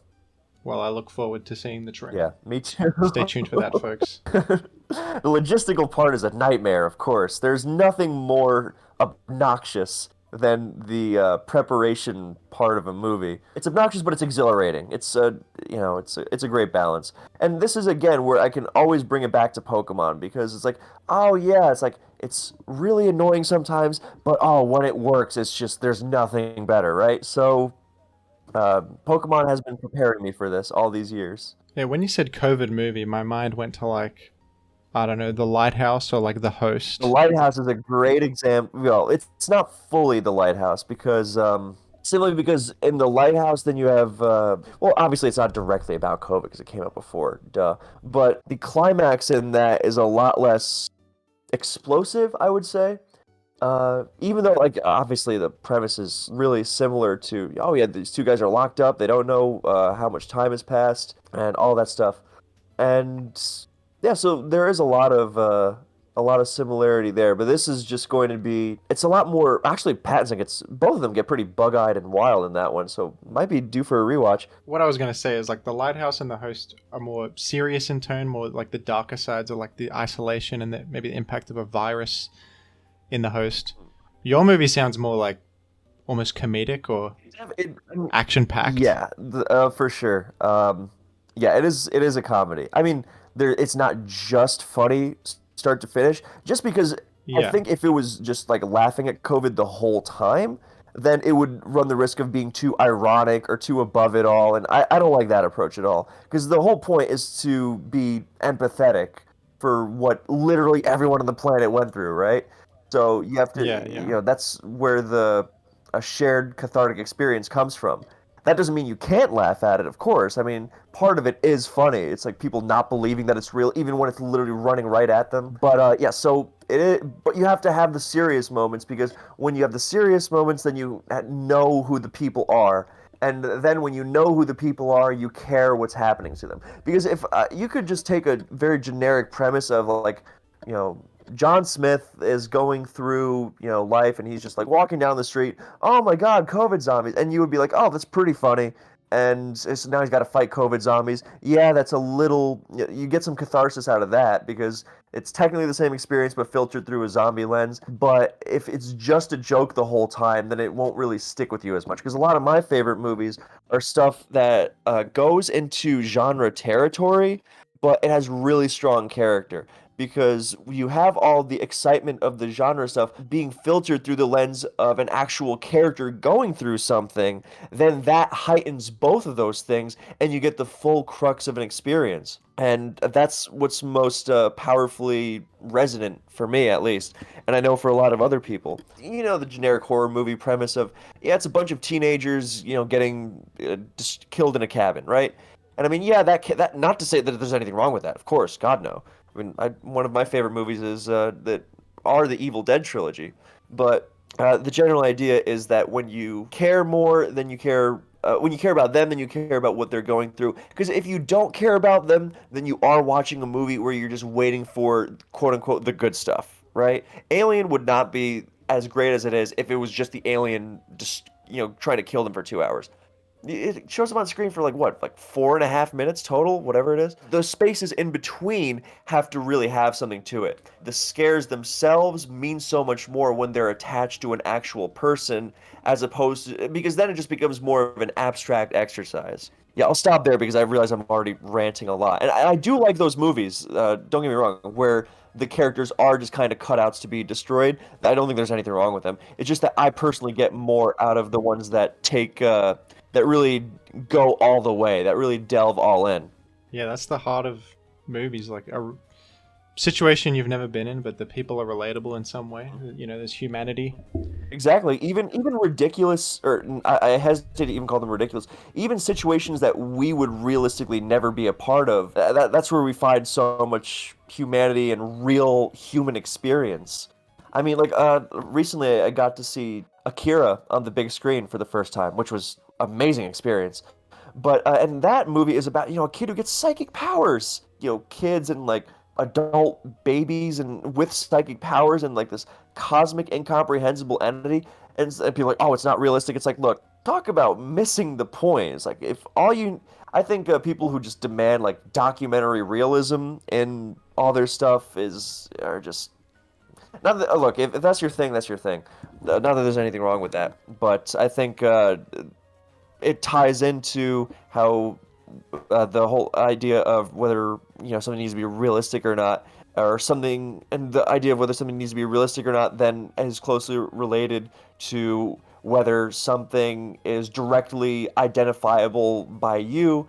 Like this is like it's not really that different from when your friend tells a story and you have no connection to what your friend has gone through at all because you have never gone through it, but you understand what your friend has gone through because it's your friend, because you know who it is. Movies kind of do the same thing. I mean, think about how many people's favorite movie is Terminator 2, and for good reasons. Like, yeah, so have you ever been on the run from, killer robots or killer androids from the future? Are you a weapons expert who got so paranoid of an incoming nuclear explosion that you tried to assassinate someone in their own house? So you get the idea. I've said it a million different ways by now, but that's where I'm coming from with the approach. And this is also not to say that something can't be directly about an experience you identify with. Far from it. Because obviously that can be cathartic like little else. But you shouldn't limit yourself to just what you've directly gone through. Yeah, and I mean something that you may not have literally gone through can represent something you've gone through. Yeah, exactly. Yeah. It's also sometimes movies are different for different people. Like to go back to Shaun of the Dead, I love that movie already, but then recently I started realizing, oh man, I've been Shaun before. Not good. And then it takes on a new dimension in that way. No, I've never actually had to, fight zombies, not yet anyway. But emotional reality, which is grounded in some sort of relatability, and then the heightened genre aspects, that's really powerful stuff. I think they bring out the best in each other. So, a simpler question for you. What are your top three movies? It Three? doesn't have to be ordered. I'm just curious. Top three or top 30? Top three. I was really Can you hoping you. list 30 off the top of your head? Oh yeah, yeah, definitely not a third. I could list more than that. Okay, well, my top three. My favorite movie is Logan because I have no connection to the X-Men or Wolver or even Wolverine like at all. I never read the comic books. Never really saw the movies as a kid. I think I saw like one of the movies at like a birthday party when I was younger, but I didn't really connect to it or anything. So when I watched Logan for the first time, then I had no invest. In fact, I thought it was exciting. It kind of seemed stupid. I was like, really? They're making, the guy with claws coming out of his hands in like a big, serious, dark movie? Is that what we're doing? So I, dismissed it based on that. And then when I eventually got around to seeing it, I was like, oh my God, it's a really human story. And the impact of I think it's really I don't think it's without its flaws. Obviously, no movies without its flaws. Even like the most perfect masterpiece you could conceive of, even you can nitpick The Godfather. Okay, so like nothing is above little nitpicks. But the point is that you love your favorite movies, even though not every aspect of them might be perfect. I've seen Terminator 2 so many times. Sometimes I can see, yeah, that's the stunt guy. Okay, doesn't matter. So so yeah, Logan has had one of the greatest emotional impacts on me. As someone without any attachment to X-Men or superheroes or Wolverine or anything like that, I didn't even know he had a healing powers. Watching that when I started watching that movie, I was like, oh, I just thought he had claws. Um, but yeah, so there's that whole beautiful rumination on aging and the generations that come after you and so much more than that, and it packs such a punch. It's very honest in that sense, and I like that kind of honesty. Number two is Hot Fuzz because it makes me laugh the most. Nice. I love Hot Fuzz. That's my because I can't watch Logan for fun because it makes me sad at the end. But Hot Fuzz is my comfort movie. I can watch that in any mood, and it's always the right choice. And it's so, I mean, it's actually got some it's surprising thematic depth to it. And as a film, the way it like weaves through different genres and influences is just astonishing. It creates a very unique approach at the end of the day, both in terms of the story that's being told and the way that it's being told, and that incredibly over the top action finale that just keeps going and going and Mm. going. It becomes borderline unreal with how much of a sensory overwhelming it is. That wasn't my most eloquent phrasing, but it's okay. So yeah, Hot Fuzz, and then number three is a Czech movie called The Cremator, Spalovac Mrtvo in Czech. A lot of those like descent into madness movies that started becoming popular in like the 70s and 80s and 90s, and then of course we commodified them in the 21st century, with how Joker was a completely original film that had no that did not wear the skin of better films at all. No, but yeah, The Cremator is from '68, and it got banned by the Soviets because the movie was ostensibly about a guy who became thrilled with the power offered to him by the Nazis, and then the Soviets saw it and they were like, "Yeah, we feel like this is kind of about us," because they saw too many similarities between themselves and the Germans in that film, and then they banned it for like 20 years or something. And then once the Soviets were thrown out of the Czech Republic, well, then Czechoslovakia, then it was unbanned, and yeah, it's an incredible film. It's very darkly funny, in a thoroughly Czech way. It's very weird in how funny it is, but it's beautiful to look at. The atmosphere, the ambiance is just so thick and all enveloping. It makes for a very it is very surreal in the literally surreal sense, and surreal in the sense of the juxtaposition of how this kind of bumbling, self-important megalomaniac just kind of monologues his way through these because he's a cremator who believes he's saving the souls of everyone he cremates, and he's very taken with the ideas of Tibetan Buddhism, and eventually he just I won't give it away because I assume a lot of people haven't seen it, and it's chilling right from the beginning, but at the beginning it's also it's very humorous. But then as it goes down, the humor kind of starts seeping away, and then it just gets darker and darker, and then you go into this like Apocalypse Now, like Heart of Darkness at the very end. You're just staring almost into nothing. It has so many of these images that in any other movie would be like, oh, that's the scariest image in the whole movie, and it just throws one after another at you. It just keeps cascading this all-encompassing weight of human evil and darkness on you. Yeah, so it's a very singular experience. I think it's the best Czech movie ever made. I think I'm alone in that opinion. A lot of people say there are a couple other Czech movies, which I also love, but yeah, that's the best one. And I won't list like 30 more, but some others those are the top three, but in no other order. I also love Beau Travail by Claire Denis. It's a French movie, so I can't pronounce French stuff at all, but it means good work. It's from 1999. It has the best ending any movie has ever had. I guarantee it's the most cathartic anyway. It's very slow and very sensual and very, oh, where's this going? But I'm intrigued, and then the ending just explodes in a way nothing else could. I also love Perfect Blue by Satoshi Kon. It's one of those. I really love Perfect Blue because you can say, oh yeah, well it's influenced by this and it's influenced by this. Oh, Hitchcock, De Palma, Verhoeven, Giallo, Cronenberg's body horror. You can say all that stuff, but it's still so singular and unique, and it's horrifying stuff. Yeah, it's one of those things that I almost hate putting into words because it saps it of its power. It just bowls you over.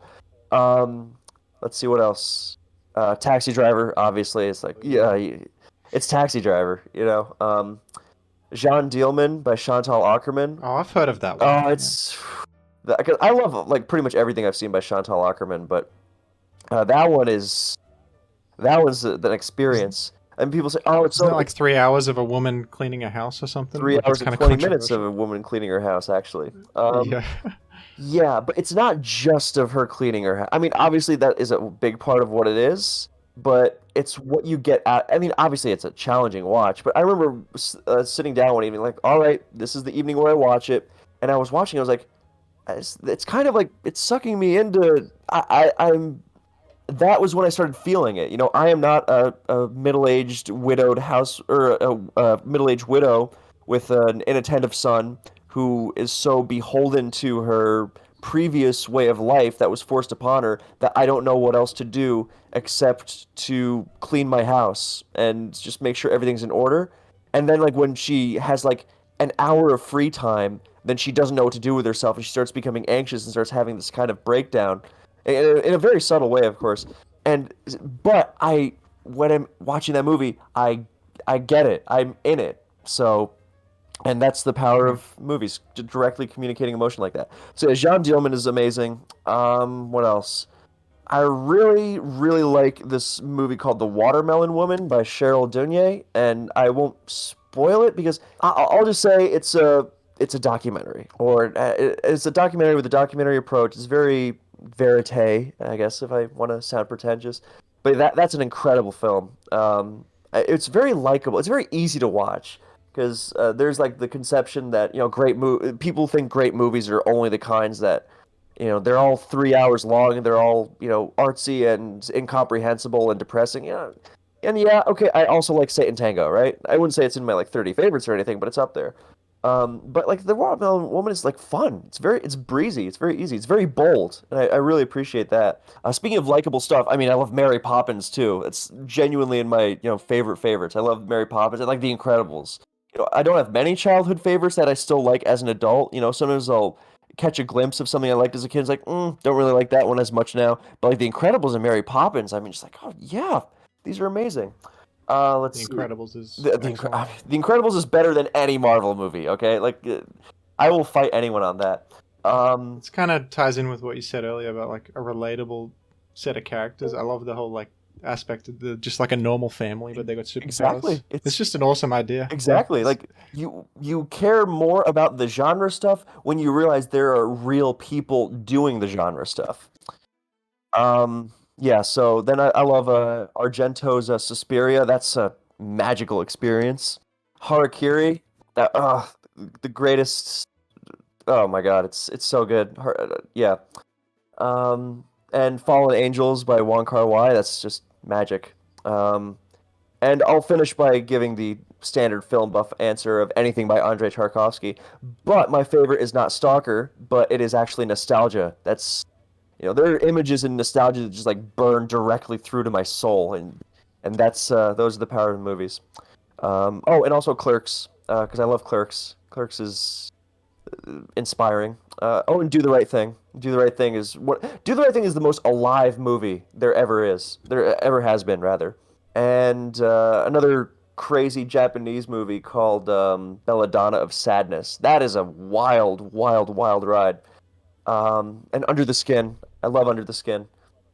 That's a I don't know why that movie isn't venerated. It's incredible. A lot of these I've heard of, Yeah. but I haven't seen, got around to watching them. Like, yeah, like Perfect Blue and And the great thing about a lot of these is like they're short. Like perfect, the credits roll in the 77th minute or 78th minute of Perfect Blue, if I recall.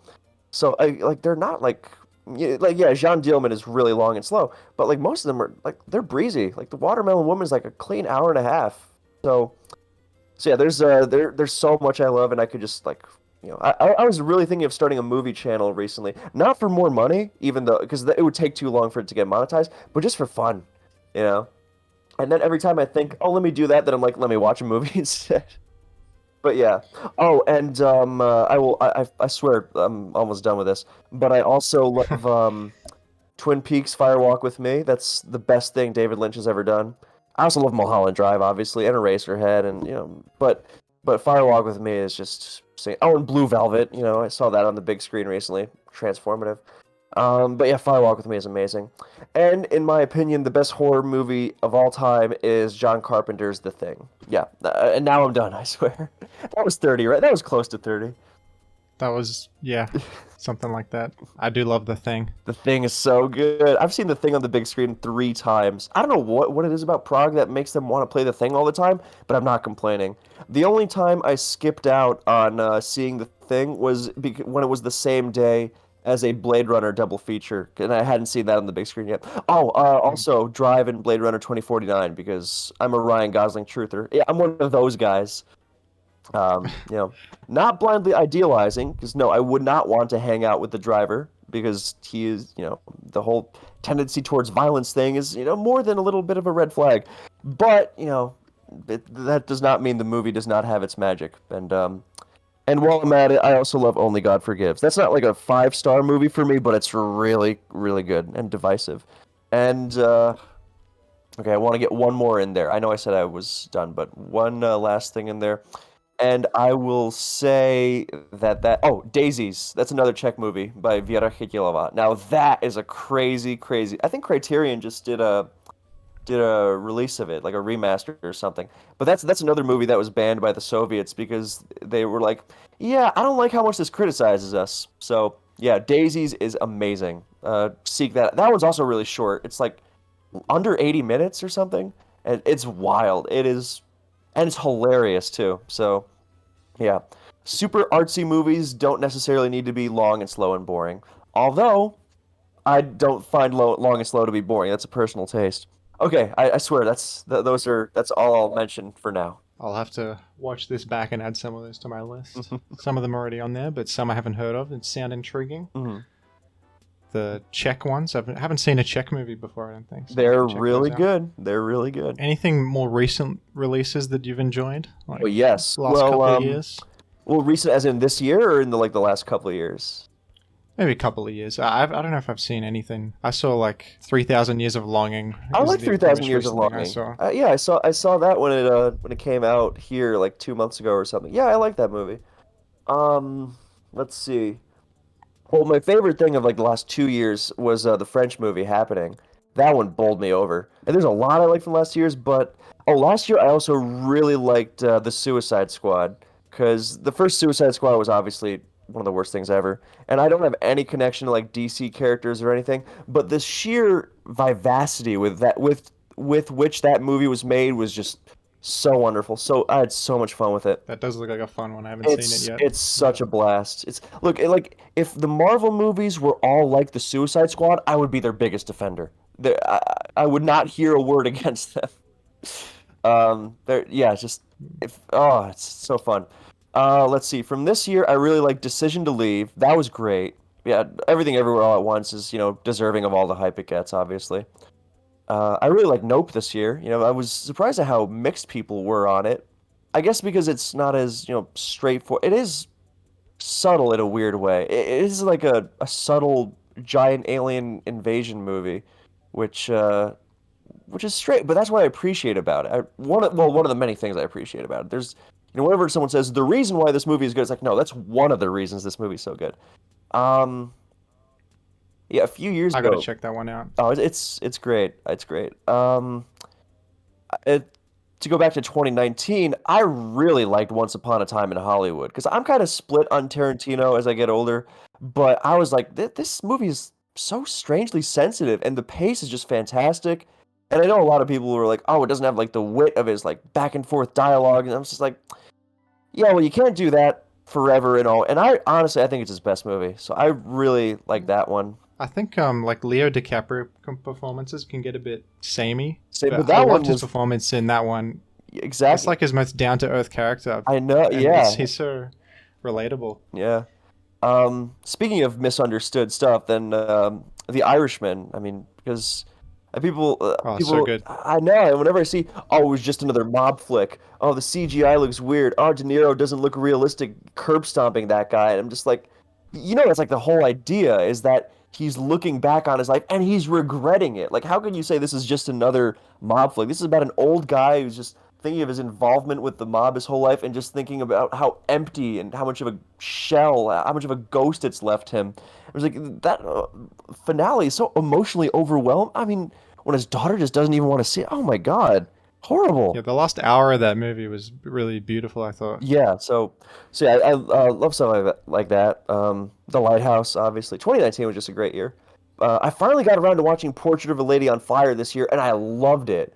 Oh my God. That's a good one. I like that one too. That finale was so intense. Like that's another one of the great things about movies is that it's the finale is like, okay, it's just a woman like watching, the opera, right?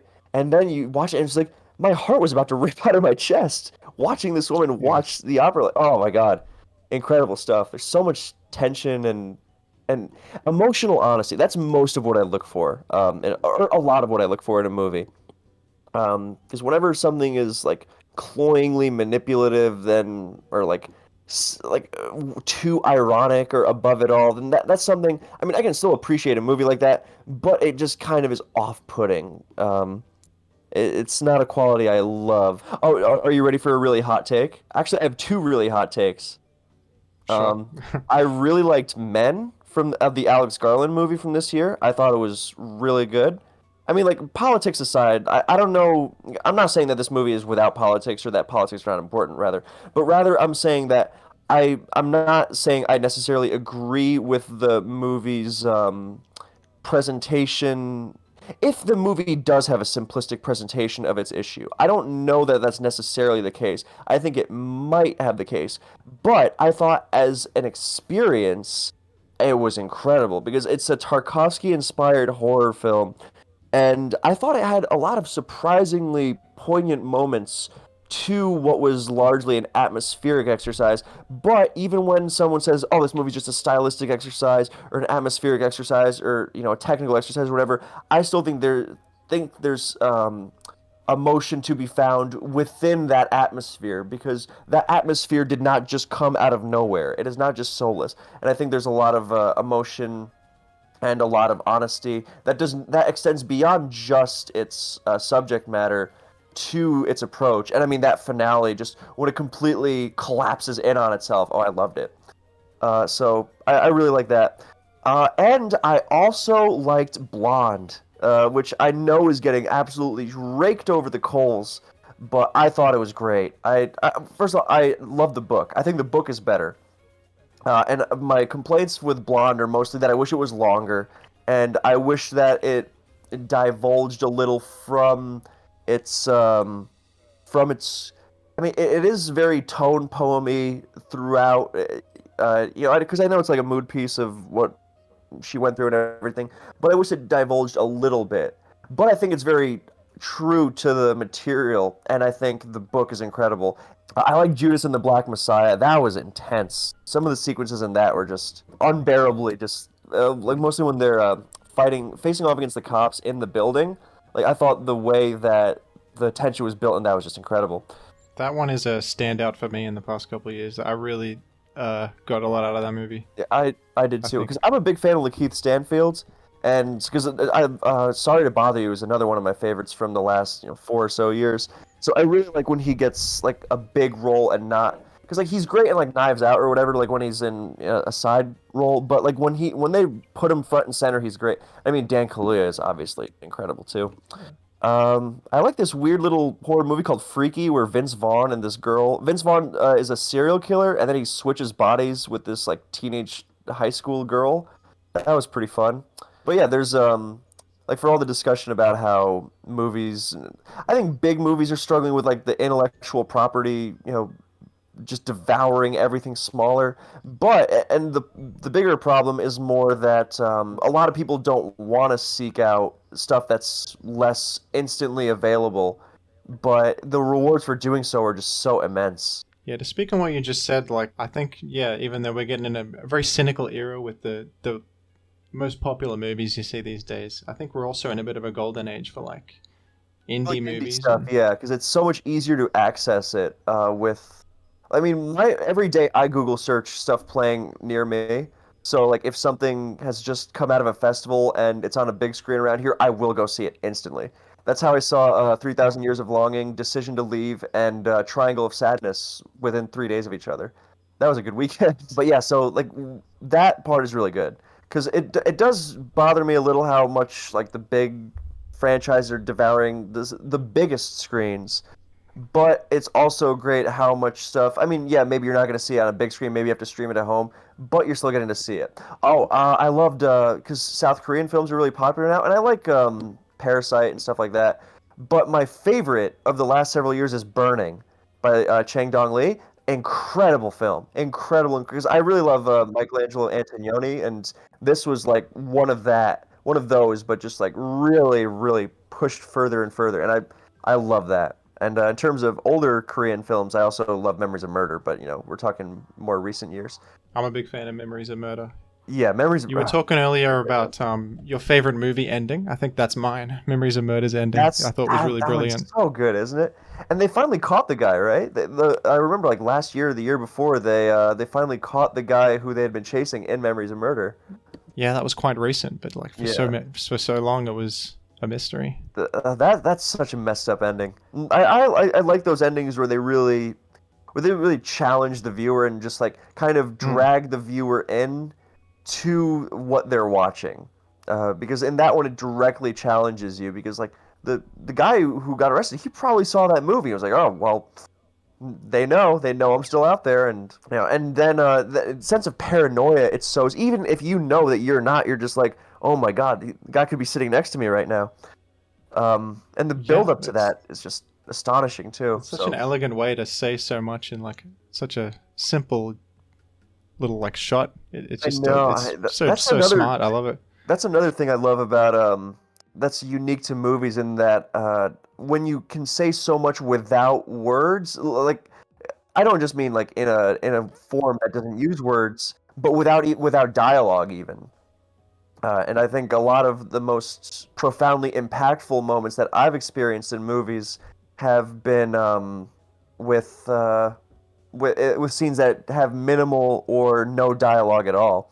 Like before saw Beau Travail, when that became my favorite ending. Then my favorite ending was The Eclipse by Antonioni. That not only doesn't have any dialogue, that doesn't even have any people in it, and it was just I saw that just haunted me. So I mean, you can have like, there's nothing wrong with like a big, word-heavy monologue and summing everything up. Like those can be crushing in all the right ways, obviously. But something about just it goes back to that thing I was talking about how when movies are at their most affecting, when they are just communicating like emotion to emotion, like directly or not even at you, just to you, like into you. And I think it's a really unique thing to the unique facet of the art form. Well, I'm not saying like literature or anything like that can't do that either, but it's so much more direct. That's why it like buries in your soul so deeply. And even with something it doesn't even have to be something big. It can be it can be something very simple, like the ending of Beau Travail. I mean, I won't spoil, but it's not a very, epic moment, but in the context, or Jean Dielman is another great example. Like that's the most low-key movie of all time, and then suddenly the smallest things become explosive. And that's the reflection of its emotional reality, because that is the real life that it's coming from. It's a great art form for that reason. Just a potent image can really round out all the themes of something. Yeah, it's there's nothing quite like it.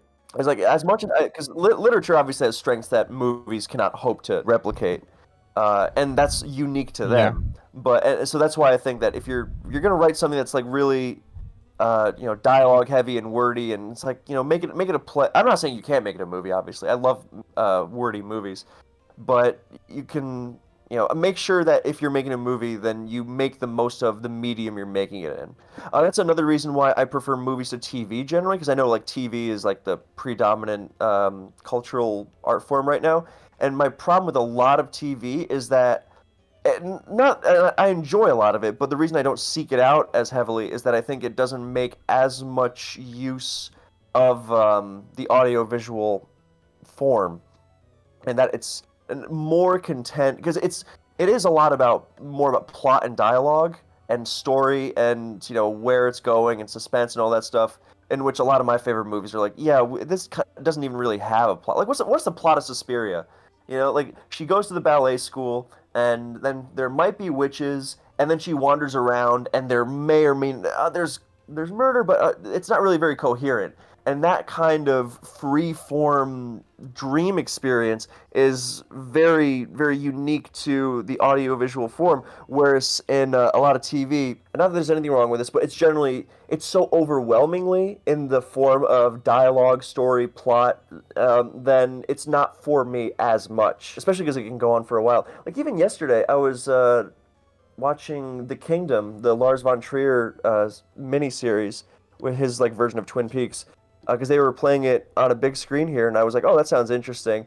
And by the end, I was so exhausted because I really thought this could have been a movie. Like, it does use the audiovisual form, but so much of it is just dialogue and plot and story, and it just gets really bloated after a while. And I think one of the great things about movies is that, or it can, in the right situation, it can go to places that aren't so beholden by those very traditional notions, that erupted out of theater and whatnot, where you just have to have people explaining things all the time. And a lot of the best stretches of TV that I can think of off the top of my head are those moments without like dialogue and people explaining story at each other, but it's so much story to get to the end of season 4 of Game of Thrones, where Tyrion goes on his little quest with Shay and then his dad,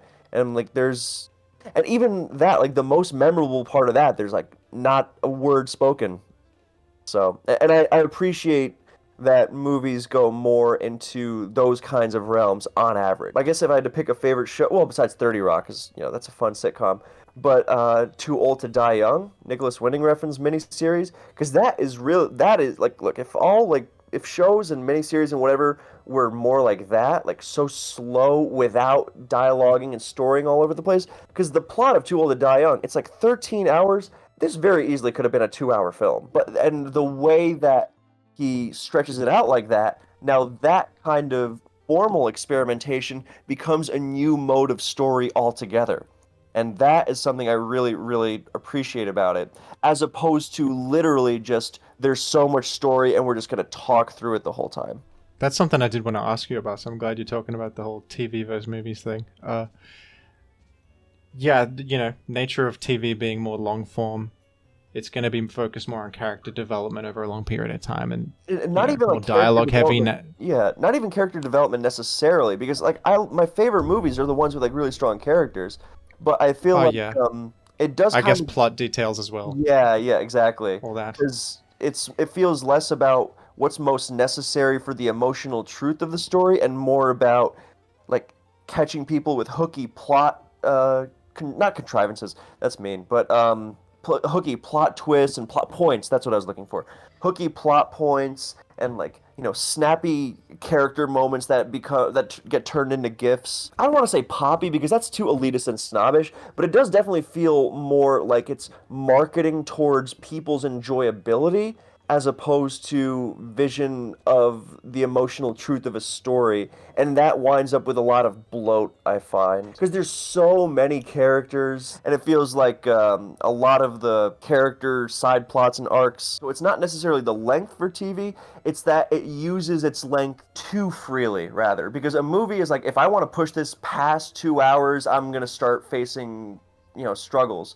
And it's like if I had 3 hours to play with, I could do so much, but it's all I can do to get everything I'm allowed to into 2 hours. And with TV, it's like, yeah, well, we have like 10 hours for this season, so we have to fill it up. It's not 10 hours because that's what the story demands. It's 10 hours because they've said the episodes are going to be 10 hours, the season's going to be 10 hours, you need to fill those 10 hours. And I think that's where a lot of the bloat comes from. Yeah, so I'm gonna stop myself from going off on even more of a tangent there. Not that that wasn't long enough already. Yeah, in a way, TV is kind of at odds with its own medium, especially older TV shows. Like I love The Sopranos and Mad Men, but there is a lot of that. Like they clearly had to fill a certain amount of time, like you said, and Exactly. not Yeah. all the episodes are as artful and as cool. Like The Sopranos has some of the most awesome like cinematography and like out there ideas, but then some episodes are like some plotline I don't care about as much. But overall, I like the show, but it does suffer from like it's at odds with its own medium a little bit. I think there are some shows that transcend that. Like I don't know if you've seen Better Call Saul.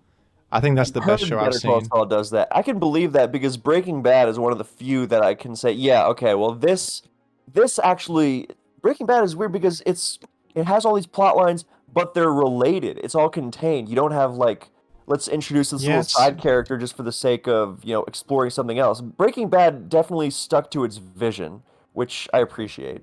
I think Better Call Saul is even better with that. It I've, has I've more of a heard that, focus yeah. from the start, Yeah. and I think it gets even more artsy with stuff than Breaking Bad did. So much like subtlety in the cinematography and some beautiful shots and a lot of non-verbal stuff. Like you say, you appreciate in movies. A lot of like the stuff with Mike is very non-verbal. No, what are you talking about? Mike is a major chatterbox. No, yeah, I've heard, yeah. I keep wanting to, but then I keep thinking, 6 seasons or whatever it is, because there's so many movies I want to watch too. But that's just a matter of approach, I guess.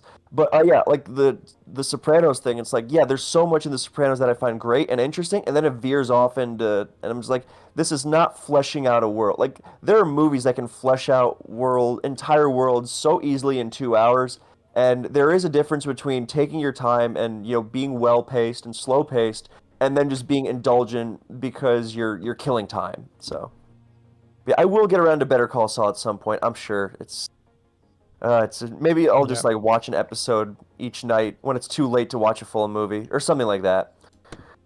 But yeah, I think if I would believe it from them for sure. I mean, like even something like Twin Peaks, which I like, and that's only 2 seasons, but the second season is so drawn out and long, and that's because the executives are like, yeah, we want 22 episodes, and so then like it should have been like 12 or something, and then instead it's 22, and at that point you're just like, I don't hate it because I like the characters, but I'm also really suffering through it at a certain point, and yeah, Well, I think we've talked about films and TV for longer than we talked about Pokemon. hell yeah, And that's it's the way to getting go.